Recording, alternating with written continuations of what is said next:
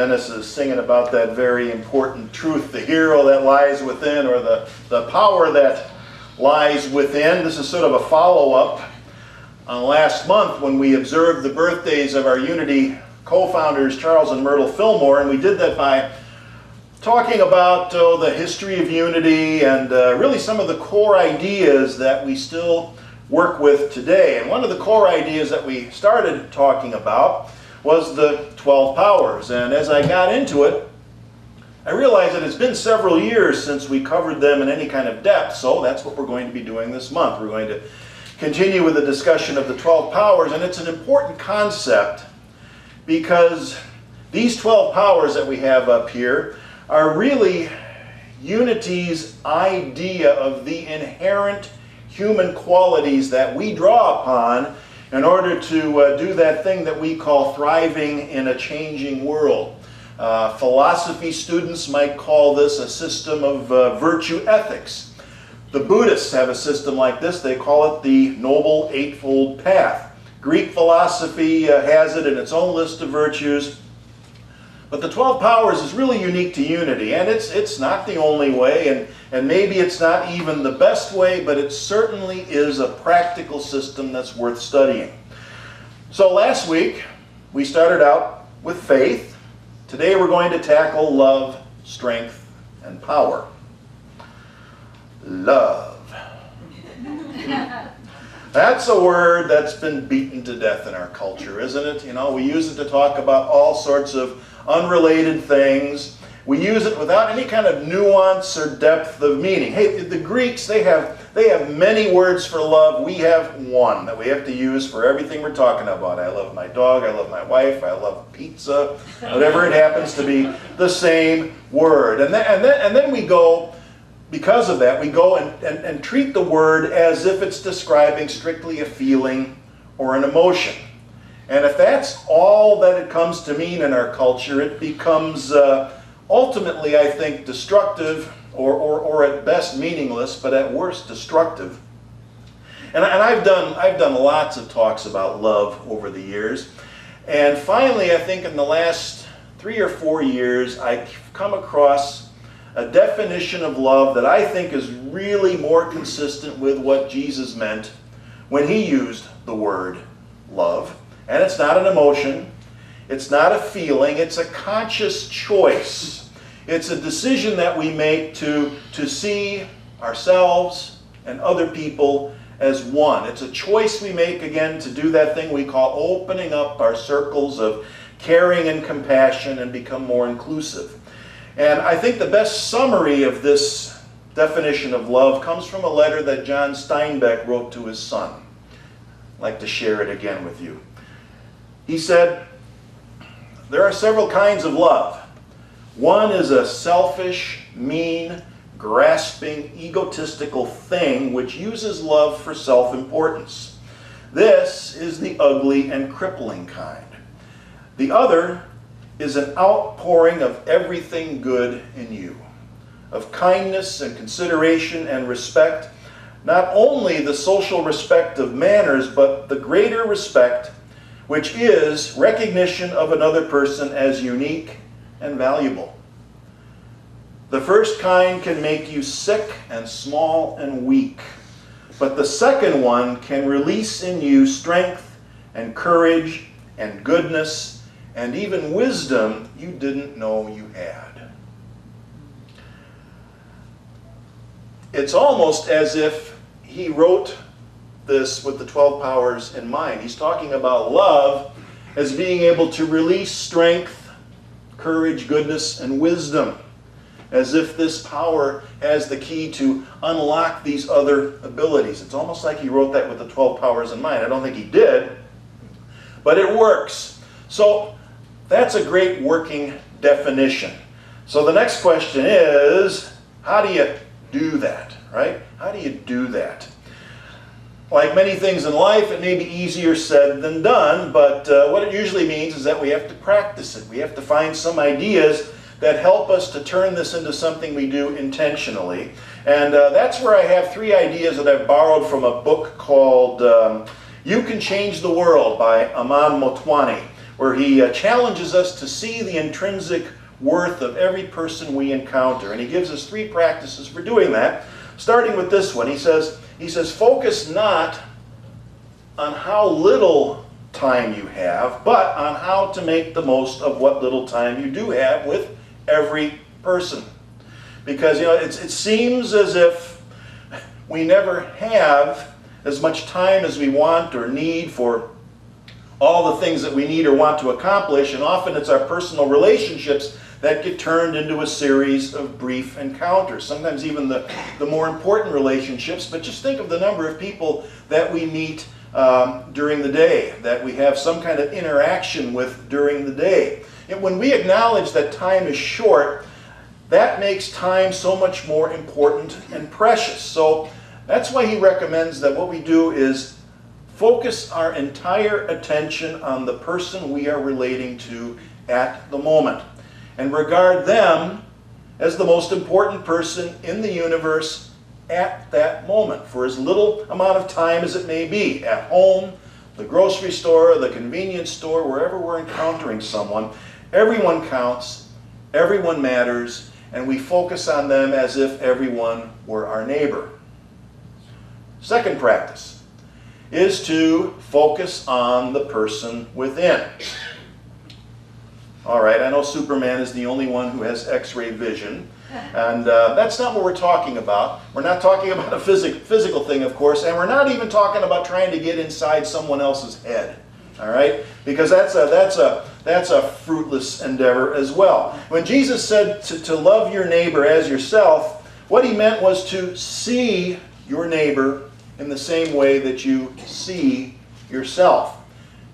If we want to know what's going on within another person, reflect for a moment on the things that we experience, because it's a good bet that they experience the same things that we experience. No matter how we may appear from the outside, there's often something different, or maybe even something opposite happening on the inside. For example, when we see anger on the outside, it may be due to pain or fear or something like that on the inside.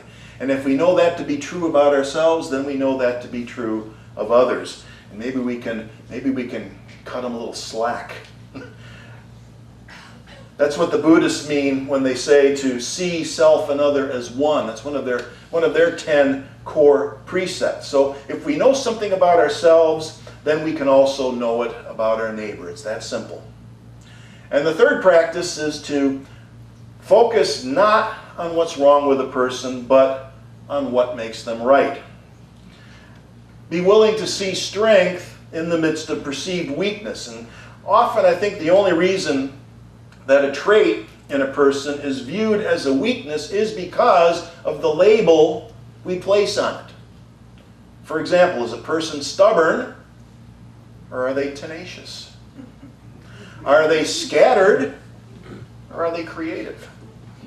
Is someone cold, or do they just have good or healthy boundaries? It's all a matter of the words we choose, and the words we use have consequences, so we need to be cautious, because people have a way of living up or down to our expectations. So the message here is to give it a positive spin when we can do that with integrity. And we might be surprised at how it helps to smooth out interpersonal relationships. Okay, that's enough about love. We've got to move on to strength this morning, which can be confusing because another one of the 12 powers is power, which we'll talk about next, but strength and power sound very familiar. In fact, if you look for synonyms in the dictionary, you're going to find that power is a synonym for strength, as are the words force and might. And that's not exactly what Charles Fillmore had in mind by the word strength. Anytime we talk about force or might or things like that, we mean something that we're projecting out into the outer world, and we have to keep in mind that the 12 powers are an inside job. We're talking about inner strength here. So, here's the definition. Spiritual strength is our capacity to stand undaunted by shifting circumstances, to act courageously, and to stay the course. Now at first that may sound like we're being called upon to be rigid and inflexible, but really it's quite the opposite. I think a good metaphor to keep in mind for this is whitewater rafting. Anyone who's done it, you know what I'm talking about, because the safest course depends on which way the river happens to be flowing. You have a limited amount of control, and often the shortest path is not the safest path. So the key is to know how to go with the flow without getting swept away. That's what we mean by true strength. And once we learn how to do that, and it's a skill we develop, once we learn how to do that, we don't have to live in dread of what might await around the next bend in the river or the next bend in life, things we can't see yet, because we'll have the confidence that we have the skill to navigate whatever awaits, either by going through it or around it, because sometimes the best way to navigate the rapids is to get out of the water and carry the raft around the shore and get to the other side, whatever works. And for an excellent example of the kind of strength we're talking about here, I always look at the life of Nelson Mandela. He lived in a country that had been under British or Dutch control since the 1650s. Black Africans were the majority, but for centuries they were controlled and dominated and oppressed by white Europeans. And so when they tried to fight back, they were killed or imprisoned. And Nelson Mandela, he tried to fight back. He tried to use that outer directed strength, and he ended up in prison for 27 years because of that. I have a picture of his jail cell up here. I always like to show this just to give you a little idea of how he had to live. That's what he had. That's what he had in his jail cell. A mat on the floor, a bucket for a toilet, a small bench. He could receive one piece of mail and one visitor every 6 months. That was it. So the mid-70s comes around and the world starts changing. International sanctions are what led to the repeal of that kind of segregation. And then Nelson Mandela, he gets out of jail in 1990, and of course the rest of the world knew just what was going to happen next. Once the black Africans were back in power, they knew what was going to happen next, right? Revenge, retribution, violence, bloodshed was what people were expecting across the entire country. After all, what could possibly happen after hundreds of years of brutal oppression at the hands of a white minority? The oppressed would rise up and have their revenge. An eye for an eye, a tooth for a tooth, that kind of a thing. Got to show strength. Don't take nothing from no one. That's the way the rest of the world seemed to operate. But Nelson Mandela and his supporters, many of whom were white, they had a different idea. He came from a culture that didn't believe in revenge. He believed in something he called truth and reconciliation. And he knew that if he didn't leave his bitterness and hatred behind, he would be in prison even though he walked free. So it was all about truth and reconciliation. And because of that, South Africa avoided the worst case scenario that many in the world thought was certain to happen. Strength doesn't depend on military might, wealth, social status, tough talk, or anything like that. It's a measure of character. It's a measure of resilience, kindness, and compassion. Strength refuses to give in to fear or to use fear as a tool to manipulate others. Strength is what helps to keep us focused on the rest of our 12 powers when outside circumstances tempt us to abandon them. All right, one last one for today. Power. Charles Fillmore defined power as dominion or mastery. He wrote this. He said, "The mind and the body of man have the power of transforming energy from one plane of consciousness to another. This is the power and dominion implanted in man from the beginning. The power faculty plays an important part in controlling the expression of the many emotions, inspirations, and thoughts." It's our power of expression as well as our power of self-control. They go together.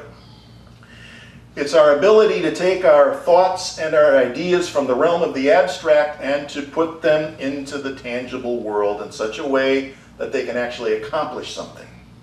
that they can be made real, or as we might say, realized.